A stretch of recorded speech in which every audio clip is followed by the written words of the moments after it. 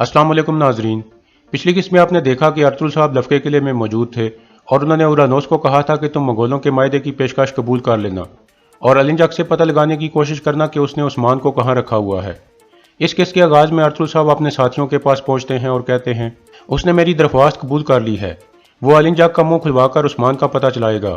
Bamsi कहता है हम किस तरह की सूरत हाल में आ गए हैं सरदार, हम यहाँ काफरों के किले में हैं जिन पर मैं अपनी तलवार चलाना चाहता हूँ।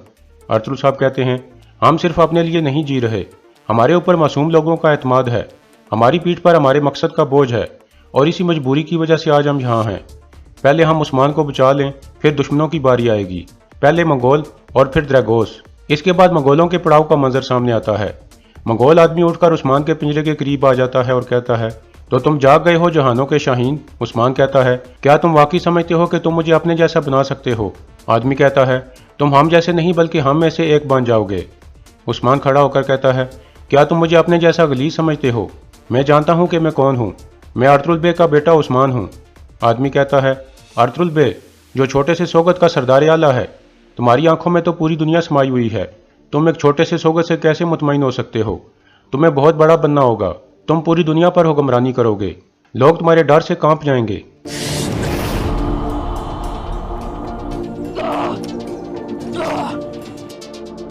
फिर उस्मान कहता है हमने पहले ही अपने दुश्मनों को डराया हुआ है, हम तुम्हें भी वापस भिजवा देंगे जहां से तुम आए हो।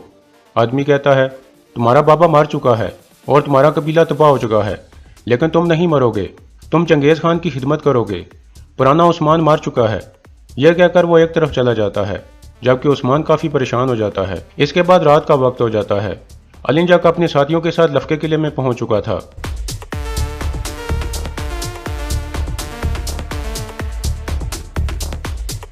फिर एक कमांडर उन्हें खुश आमदीद कहता है और फिर कहता है आपको अपनी तलवारें हमारे हवाले करनी होंगी। यह सुनकर अलिंजक फौरन उसकी तलवार निकाल लेता है। फिर अलिंजक कहता है तुम्हारी जुर्रत कैसे हुई हमारी तलवारें लेने की, मेरे सिपाही सिर्फ मरने के बाद अपनी तलवारें छोड़ते हैं। इतने में उरानोस वहां पहुंचता है और कहता है क्या हो रहा है यहाँ। अलिंजक कहता है यह क्या बदतमीजी है, हम यहाँ मायदे के लिए आए हैं और तुम हमारी तलवारें लेना चाहते हो। उरानोस कहता है मेरे सिपाही सिर्फ किले के कवानीन पर अमल कर रहे हैं। अलिंजक कहता है तो फिर इन्हें नए कवानीन सीखने होंगे कि मंगोल सिपाही कभी अपने हथियार नहीं देते। फिर उरानोस कहता है हम अपने मेहमानों की तलवारें नहीं लेंगे, चलें अंदर चलें। फिर अलिंजक बेबोलत और सबताई अंदर मरकजी हाल में आ जाते हैं। उरानोस ने खाने का शानदार दस्तरख्वान सजाया हुआ था। अलिंजक कहता है तुम हमारी तलवारों से बच गए हो द्रैगोस, मेरे खान को दुआ दो, मैं उनके हुक्म पर यहाँ मायदा करने आया हूँ। इसी दौरान अर्तुल साहब भी छुपकर ये सब सुन रहे थे। फिर उरानोस कहता है हमारे सिपाहियों ने आपके लिए अजीम ज़ियाफ़त का इंतज़ाम किया है। अलिंजक कहता है मुझे तुम्हारे इस बदज़ायका खाने में कोई दिलचस्पी नहीं है। उरानोस कहता है जल्दी मत करें, मैंने आपके लिए कुछ खास तैयार किया है, मैंने आपके लिए कुछ शराब भी तैयार की है, मुझे उम्मीद है कि इस तरह की बेहतरीन शराब आपने सोगत आने के बाद नहीं पी होगी। यह सुनकर अलिंजक कहता है तुम बिजांतीन वाले बहुत अच्छी तरह से जानते हो कि एक आदमी को कैसे जाल में फंसाया जाता है, लेकिन मैं एक लंबा सफ़र करके यहाँ आया हूँ, इसलिए मैं अपनी प्यास तुम्हारी शराब से ज़रूर बुझाना चाहूँगा। इसके बाद वो खाने की मेज़ पर बैठ जाते हैं और अलिंजक शराब पीने लगता है।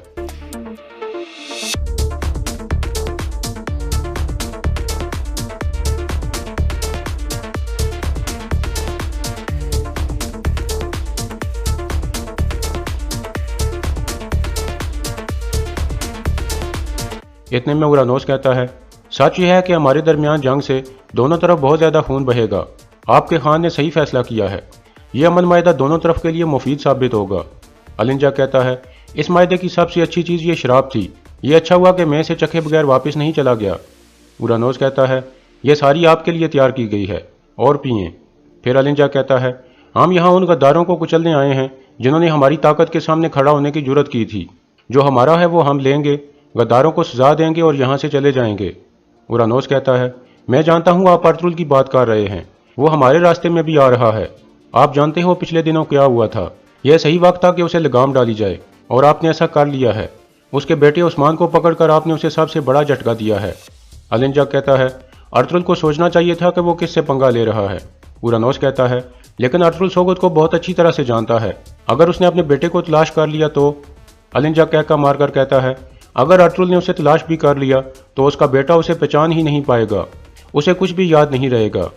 यह सुनकर अर्तुल साहब कुछ परेशान हो जाते हैं। फिर उरानोस पूछता है, वो किस तरह की जगह हो सकती है जहां ऐसा होता है? अलिंजा कहता है, इस तरह की जगह आपको नहीं मिलेंगी। ये वो जगह हैं जहां रूहें आसमान के बहुत करीब होती हैं। वहां बर्च के दरख्तों के दरमियान रूहें दोबारा पैदा होती हैं। मैं उस जगह को बहुत याद कर रहा हूँ। मैं अपनी रूह को पाक करना चाहता हूँ। फिर अलिंजा खड़ा होते हुए कहता है, यह खाना और शराब बहुत हो गया बेबोलत साहब, हमने अभी बहुत काम करना है। यह कहकर वो बाहर निकल जाता है। बाहर आकर अलिंजा कहता है, मैं सोगत से जा रहा हूँ। मैं जब से यहाँ आया हूँ मेरी रूह गर्द आलूद हो गई है। मैं पहाड़ की चोटी पर चढ़कर अपनी रूह को पाक करूँगा। सुबह तुम इस बात को यकीनी बनाओ कि सोगत में अर्तुल का कोई निशान बाकी ना रहे। जिन सिपाहियों से हम किले पर हमला करने वाले थे, अब हम उन्हें अर्तुल के खिलाफ इस्तेमाल करेंगे। यह कहकर वो सब आगे बढ़ जाते हैं। इसके बाद अगला दिन शुरू हो जाता है। सोगत में बेबोलत के सिपाही काय कबीले के झंडे उतारने लगते हैं और उनकी जगह उमर कबीले के झंडे लगाने लगते हैं। सोगत के लोग काफी हैरान होने लगते हैं। इतने में सिपाही मलिक शाह पूछता है, काय कबीले का झंडा नीचे करने की जरूरत कैसे हुई तुम लोगों की? बेबोलत का खास आदमी यनाल कहता है, जिसकी हुक्मरानी होती है झंडा वही लहराता है। अब सरदार आला उमर कबीले से है, इसलिए झंडा भी उमर कबीले का लहराया जाएगा। इसी तरह दो सिपाही झंडे लेकर जा रहे थे। गुनकुत कहता है, ये झंडे मुझे दो। ये देकर जनाल वहां आ जाता है और गुनकुत को पकड़कर कहता है, अब से झंडा मेरे पास है। हम कमांडर अलिंजाक और बेबोलत साहब के हुक्म की पैरवी कर रहे हैं। इतने में सुलेमान कहता है, हम तुर्क रवायात की पैरवी करते हैं, न कि मंगोलों के कवानीन की। गुंदुज सुलेमान को रोकने की कोशिश करता है, लेकिन सुलेमान कहता है, हम खामोश नहीं रह सकते जब हमारा झंडा नीचे किया जा रहा हो भाई। हम रवायात से हटकर किसी को भी कुछ नहीं करने देंगे। सोगत काई वालों का हक है। जनाल कहता है, अगर ये नाफरमानी जारी रही तो तुम्हें सजा मिलेगी। सुलेमान पूछता है, कितनी सजा? जनाल कहता है, मौत तक की सजा। इतने में बेबोलत भी वहां पहुंच जाता है। सुलेमान कहता है, तो फिर मैं मरना पसंद करूंगा, लेकिन मैं कोई ऐसा हुक्म नहीं मानूंगा जो हमारी रवायात के खिलाफ जाता हो। यह सुनकर बेबोलत गुस्से में सुलेमान की तरफ बढ़ता है और उसके करीब आकर कहता है, अपना दिमाग ठंडा करो, वरना मैं इसे तुम्हारे जिस्म से उतार दूंगा। क्या यह फैसला तुम करोगे कि कौन सी चीज हमारी रवायात के खिलाफ जाती है? सुलेमान कहता है, जब सरदार हमारी रवायात पर चलने में नाकाम हो जाएं तो उन्हें रोकना मेरा काम है। बेबोलत कहता है, याद रखो कि तुम अपने सरदार आला से बात कर रहे हो। अगर तुमने अपना मुंह बंद न किया तो मैं तुम्हारी जुबान काट दूंगा। क्या तुम भी अपने बाबा की तरह हमें जलील करोगे? सुलेमान कहता है, मेरे बाबा एक बागी हैं, लेकिन वो कोई गद्दार नहीं है जिसने अपनी रूह मंगोलों को बेच दी हो।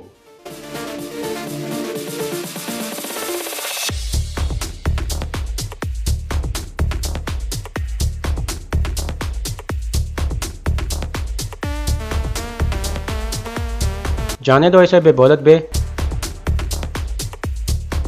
छोड़ दो इसे। तुम इस मामले में मत पड़ो गुंदुजल, वरना तुम्हारे साथ भी ऐसा ही होगा। इसके बाद सुलेमान कहता है, तुम गद्दार हो। बेबोलत कहता है, मुझे गद्दार कहने पर तुम पछताओगे। यह कहकर वो उसे मारने लगता है।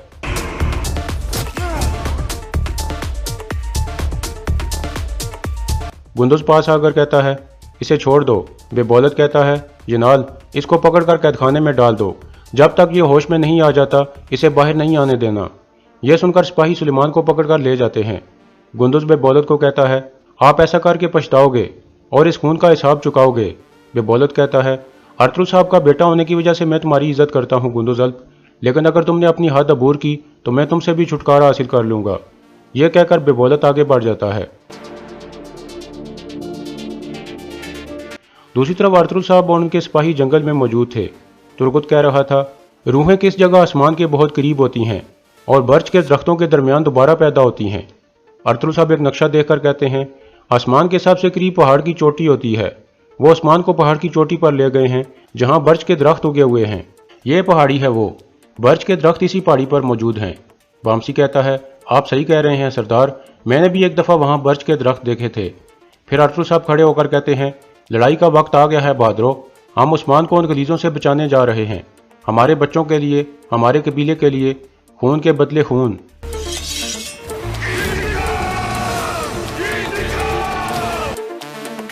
दूसरी तरफ सिपाही मलिक शाह काई कबीले में पहुंचकर बताता है कि बेबोलत ने सुलेमान को पकड़कर कैदखाने में डाल दिया है।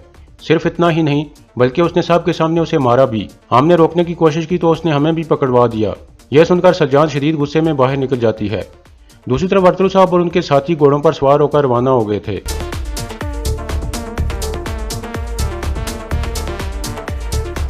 इसके बाद सोगत का मंजर सामने आता है। बेबौलत ने हकीम आरतू को बुलवाया हुआ था और कह रहा था, क्या टैक्स का रिकॉर्ड अभी तक नहीं आया?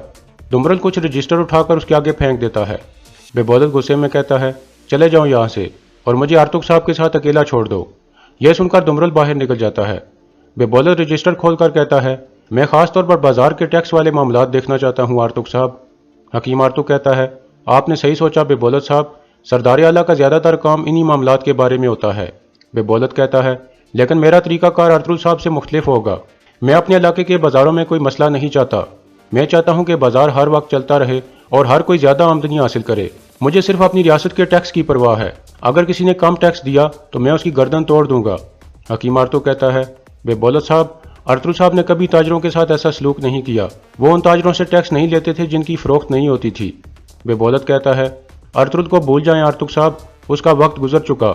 अगर किसी ताजिर को नए निज़ाम पर कोई एतराज़ हो तो वह अपना स्टॉल उठाकर कहीं और रवाना हो सकता है। हकीम आरतुक कहता है, आप ताजिरों पर जुल्म करके अपनी आकबत खराब करोगे। सरदार आला का ओहदा ताकत से नहीं बल्कि अकल से जीता जाता है। बेबौलत करीब आकर कहता है, मेरे पास अकल का कोई इस्तेमाल नहीं है आरतुक साहब। हर किसी को बता दो कि अगर किसी ने मेरी नाफरमानी की तो मैं उसे जिंदा जला दूंगा और उसकी खाल से डोल बनाऊंगा। मेरी हुक्मरानी यकीनी होनी चाहिए। इतने में हाइमा खातून और सलजान भी सोगत पहुंच जाती हैं, क्योंकि वो सलेमान की वजह से परेशान थीं। जनाल उन्हें रोकने की कोशिश करता है लेकिन वो आगे बढ़ जाती हैं। अंदर जाकर सलजान कहती है, ये तुमने क्या किया बेबौलत बे? बेबौलत कहता है, तुम लोगों की जुर्रत कैसे हुई इजाज़त के बगैर अंदर आने की? हाइमा खातून कहती हैं, छोड़ो इस इजाज़त को। तुम्हारी जुर्रत कैसे हुई हमारी रवायात की बेइज्जती करने की? तुमने सब के सामने सुलेमान को मारा, तुम ऐसा कैसे कर सकते हो? हकीम आरतुक गुस्से में कहता है, क्या यह सच है बेबौलत साहब? बेबौलत कहता है, उसने मुझे सरदार आला मानने से इनकार कर दिया था और उसे इसकी सजा मिली है। सलजान कहती है, मेरा बेटा एक सरदार का बेटा है, वह रवायात और सरदार की इज्जत को जानता है। क्या पता तुमने ऐसा किया हो कि उसने तुम्हारी इताअत नहीं की। बेबौलत कहता है, माँ को देखकर बेटे का काम अब बहरान को नहीं लग रहा, लेकिन सुलेमान ने इस दफ़ा अपनी हद अबूर की है। उसने एक सरदार आला की बेइज्जती की है। अगर मैं उसे सजा ना देता तो सोगत के लोगों को क्या मुंह दिखाता हाइमा वालदा? हाइमा खातून पूछती हैं, अभी मेरा पोता कहाँ है? बेबौलत कहता है, कैद खाने में। जब तक वो होश में आकर माफ़ी नहीं मांगता तब तक वो वहीं रहेगा। सलजान कहती है, वो माफ़ी मांगने की बजाय मरना पसंद करेगा। बेबौलत कहता है, तो फिर वो मरेगा। सलजान कहती है, पहले कौन मरेगा इसका फैसला अल्लाह करेगा बेबौलत बे। तुमने जो किया है इसका हिसाब तुम चुकाओगे। यह कहकर सलजान बाहर निकल जाती है। इसके बाद हाइमा खातून और सलजान किचन में पहुंच जाती हैं और आपस में बातचीत करने लगती हैं। इतने में सिरमा वहां पहुंचती है और सलजान को पुकारती है। सलजान कहती है, शैतान का नाम लिया और वो हाजिर। सिरमा कहती है, मैंने तुम्हें कालीनें तैयार करने को कहा था, तुम यहाँ क्या कर रही हो? सलजान कहती है, हमें इतनी जल्दी क्या है? इतने में हाइमा खातून कहती हैं, ये वक्त तुम दोनों की बहस का नहीं है, अब ये में और भी मसले हैं। यह सुनकर सिरमा पूछती है, खैर है क्या मसला है? सलजान कहती है, क्या तुमने सुना नहीं, तुम्हारे गलीज भाई ने साहब के सामने मेरे बेटे को मारा और फिर उसे कैद खाने में डाल दिया। सिरमा कहती है, मेरे भाई ने ऐसा इसलिए किया क्योंकि सुलेमान ने गलत किया था। मेरा भाई नाफरमानी को कभी कबूल नहीं करता। सलजान कहती है, मेरी नज़रों से दूर हो जाओ वरना मैं तुम्हें अपने पांव तले कुचल दूंगी। सिरमा कहती है, मुझे तो बहुत दांत दिखा रही हो। मैं हैरान हूं कि तुमने तब क्या किया था जब तुम्हारा कबीला तुमसे छिन गया था।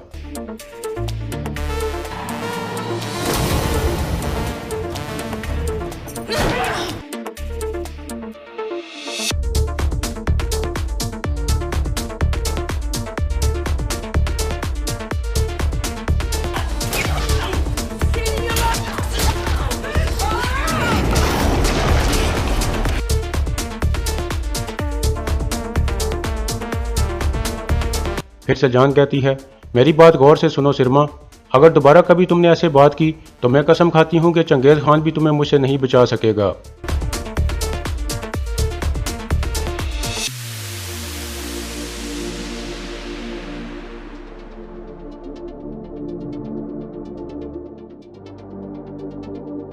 इसके बाद मंगोलों के पड़ाव का मंजर सामने आता है। उस्मान एक पिंजरे में कैद था। मंगोल आदमी 3 बच्चों को दोबारा धुआं सिंगा रहा था और इस दफ़ा वो कोई मुज़ाहमत नहीं कर रहे थे। यह देखकर उस्मान को काफ़ी गुस्सा आ रहा था। फिर वो आदमी कहता है, ले जाओ इनको। मंगोल सिपाही उन्हें खींच कर ले जाने लगते हैं।